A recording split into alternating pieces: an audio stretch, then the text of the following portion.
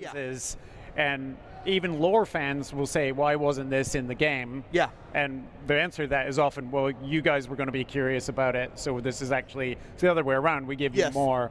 I think with Halo Infinite is maybe a really good example to talk about how we think about this generally, but also especially going forward with Infinite is, in Halo CE, in the first game, you start in the middle of a battle, in the middle of a ship being boarded.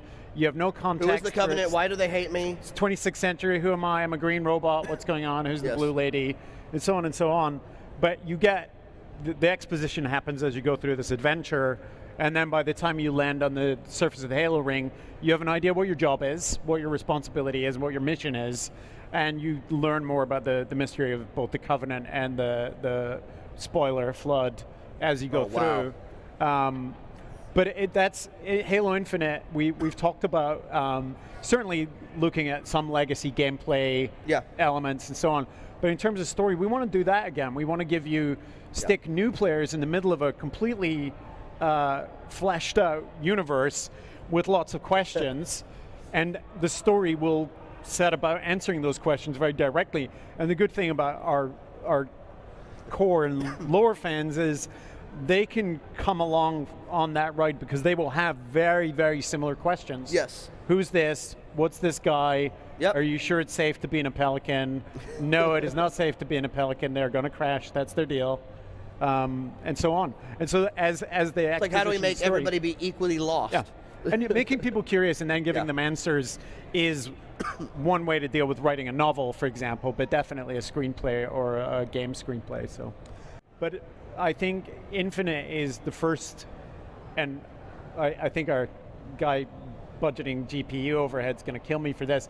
It's going to be the first game where, because our base platform is Xbox One, and our peak platform is, Scarlet or unknowable PC, we no longer are constrained by any fidelity reasons for design. So the intention, and you've seen this in Halo Infinite, is to capture what we thought was best as a sort of gestalt for what were the best aspects of the Chief over the years. What are the ones that fans all loved? What are the ones that we all personally loved? Including 4 and 5. And then we're no longer limited by the number of polygons or what kind of surface properties metal can have or the lighting engine. We're at that stage of fidelity where everything is now intention, but there will always be artistic interpretation under that, but also trends. If we released, and a lot of you will deny this, but I think you look within yourself, you'll know it's true. If we released a Chief that looked exactly like the Halo CE Chief today, but with more fidelity, it would look weird because trends have changed and expectations have changed. So that's, I think, one of the most exciting things about Infinite is finally getting the chance to go and look at how things settled over the years aesthetically and make the exact version that maybe we always wanted to make and couldn't, or always wanted to go back to, and that's been a fun process. Now, the trailers for Infinite have been, in my opinion, incredible. Like, the hype has been all there. I will ask, because you've been clear about going to the first game, especially for inspiration. Yeah. Can we be sure this will stand on its own as its own story?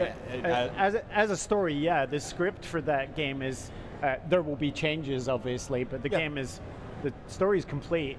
It will stand alone as a piece of fiction. If you've never played a Halo game before, again, we're leaning back on the atmosphere of Halo CE in that regard, but just as a piece of standalone storytelling, it will be completely self-contained with the amount of context you need. That said, players like yourself and folks in this audience are going to see elements in there that they will be surprised that those things are in there.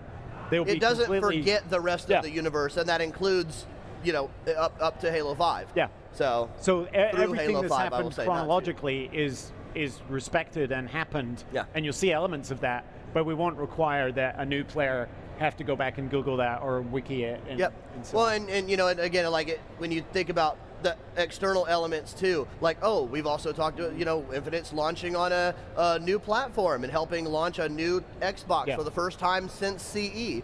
It's also coming on PC, so it's like, it is a seminal moment for Halo that you're going to have probably a lot of people who have never played a Halo game before. Right. So how do you simultaneously, reward the folks who have been here that whole time, and also, like you said, make a story that kind of stands on its own while respecting those threads and ties. Yeah. So we're hoping it hits all that. It's also a story that raises a lot of questions deliberately as a part of its method. And if you've seen the trailers, and you will have questions about specific scenes.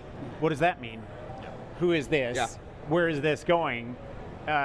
Some of the story methodology for Infinite will be, we're making you ask those questions either as a returning player or new player, and part of the story methodology is now you go get the answer, and now you get to explore what that question was and get a satisfactory answer. Right. Will it? I mean, subjectively, the quality is going to be up to you, but just in terms of a piece of practical storytelling, we hope everybody loves it. Very much self-contained in the same way that CE was.